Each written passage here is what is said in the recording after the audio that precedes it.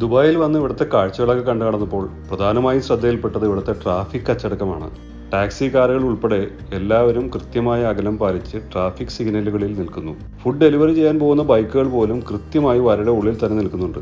പെട്ടെന്ന് ഓർമ്മ വന്ന് എൻ്റെ ഫ്ലാറ്റിൻ്റെ താഴെ എല്ലാ ദിവസവും കാണാറുള്ള ട്രാഫിക് ബ്ലോക്കും ബഹളങ്ങളുമാണ്. നമ്മുടെ നാട്ടിൽ വാഹനങ്ങൾ തമ്മിൽ ഇത്രയും അകലമിട്ടാൽ അവിടെ ഒരു ഓട്ടോച്ചേട്ടൻ കുത്തിക്കയറ്റി നിർത്തും. ചിലപ്പോൾ നമ്മുടെ വണ്ടിയിൽ ഒന്ന് ചെറുതായി ഉരയ്ക്കും. എന്നാൽ ഈ പറയുന്ന ആളുകൾ ദുബായിലെത്തിയാൽ പിന്നെ നിയമം പാലിച്ച് എന്തും ചെയ്യൂ. അത് ദുബായിലെത്തുമ്പോൾ അവരൊക്കെ നന്നാവുന്നതുകൊണ്ടൊന്നുമല്ല, ഒരു ചെറിയ നിയമലംഘനത്തിന് പോലും കൊടുക്കേണ്ടി വരുന്ന വലിയ ഫൈൻ ഓർത്തിട്ടാണ്.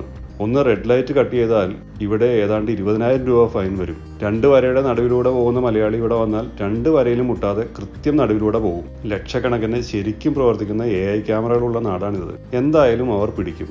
ലക്ഷങ്ങൾ കൊടുത്ത് ഡ്രൈവിംഗ് സ്കൂളിൽ പോയി പഠിച്ച് മേടിച്ച ലൈസൻസ് ചിലപ്പോൾ സസ്പെൻഡും ചെയ്യും. ഇതിനൊക്കെ പുറമെ മറ്റൊരു കാര്യം കൂടിയുണ്ട്. ബുഗാട്ടിയിലും ഫെറാറിയിലും ഒക്കെ മാസായി കടന്നു വരുന്ന ദുബായ് പോലീസ്.